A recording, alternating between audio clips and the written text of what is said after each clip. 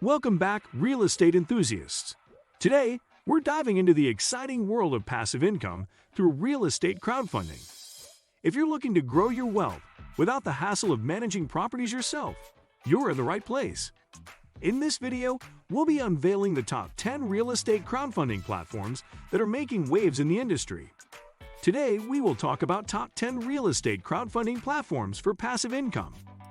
So before we get started, make sure to hit the like button, also subscribe to my channel. 1. Publicly traded real estate investment trusts.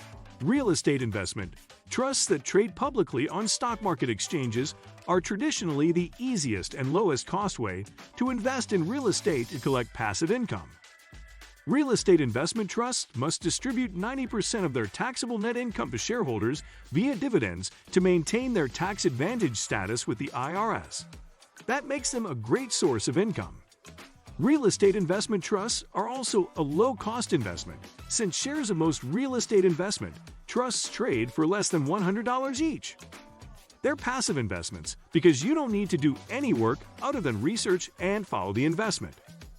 Public real estate investment trusts are also highly liquid because you can buy and sell shares through a brokerage account any day the stock market is open. There are more than 200 publicly traded real estate investment trusts. Many focus on specific property sectors, such as industrial, office, retail, or residential, or they focus on certain markets, such as the Sun Belt region or the West Coast. That provides investors with lots of passive income investment options. There are some downsides to publicly traded real estate investment trusts, including exposure to stock market volatility. While there are many real estate investment trusts options, it can be daunting for beginning investors to know which ones to buy. Finally, a poorly managed real estate investment trust can find itself in financial trouble during a recession, which would cause the real estate investment trusts to reduce or even temporarily pause its dividend while it works through the issues. 2. Real estate investment trusts exchange-traded funds. A great way for beginners to start generating passive income from real estate is through real estate investment trusts exchange-traded funds. They hold a broad basket of real estate investment trusts, which reduces the risk of losing income if a single investment cuts its dividend due to deteriorating market conditions. Real estate investment trusts exchange-traded funds are relatively low cost since you only have to buy one share.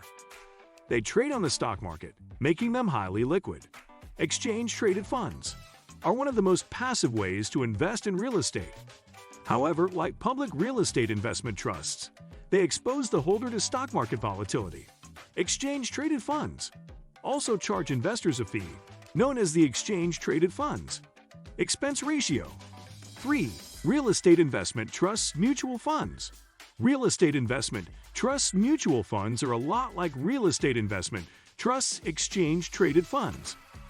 They hold a basket of real estate investment trusts, enabling investors to gain broad exposure to the sector. A manager actively manages the mutual fund, aiming to buy shares of the real estate investment trusts they believe will deliver superior performance relative to a benchmark index. Because of that active management, real estate investment trusts mutual funds often have a higher expense ratio than real estate investment trusts exchange-traded funds. They also tend to have a higher minimum investment, typically around $2,500. Usually, you'll need to purchase a real estate investment trust's mutual fund through a broker. 4. Non-traded real estate investment trusts. Non-traded real estate investment trusts don't trade on stock exchanges. Instead, investors purchase shares through a direct-to-consumer online portal, such as Fundrise or RealtyMogul, or through a financial advisor. Private real estate investments have historically offered a higher income yield than publicly traded real estate investment trusts, and they're also less volatile.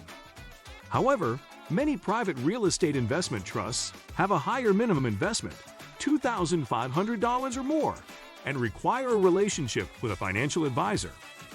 Many non-traded real estate investment trust sponsors only redeem shares once a quarter and set a limit on the amount of redemptions they'll complete. 5. Real estate syndications. Real estate syndications enable passive investments in commercial real estate. They allow an investor to become a limited partner in a single real estate asset, such as a multifamily property, office building, or self-storage facility, or a private equity real estate fund managed by a real estate sponsor. The partners get to share in the passive income generated by the property or fund. Private real estate investments tend to offer a higher income yield than publicly traded real estate investment trusts and aren't as volatile. Investors can participate in single real estate syndications and funds through online portals, Egg, CrowdStreet, and Equity Multiple, or directly with real estate deal sponsors. Further, they often have a minimum investment of more than $10,000.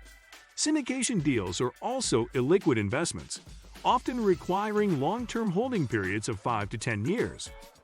6. Debt and debt-like investments backed by real estate.